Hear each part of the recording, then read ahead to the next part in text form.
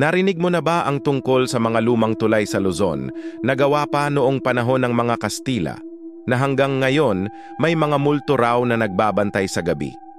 Isa sa pinakakilalang kwento ay tungkol sa isang lumang tulay sa Batangas, kung saan may nakikitang babaeng nakaputi na biglang sumusulpot sa gitna ng daan.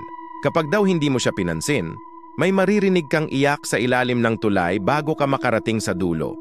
Sa Ilocos naman, may tulay na ginawa pa noong 1800s at gabi-gabi raw may karwaheng dumaraan kahit matagal nang walang kabayo o gulong na umiikot doon. Sabi ng mga lokal, ang mga tulay na to ay daan ng mga kaluluwang hindi pa nakakatawid sa kabilang buhay, kaya kahit modern na ang panahon, may mga driver pa rin na ayaw dumaan dito kapag 10 oras ng gabi. Tulay lang ba talaga yan? O daan papunta sa kabilang mundo? Ikaw, dadaan ka ba mag-isa sa lumang tulay na yan sa kalagitnaan ng gabi?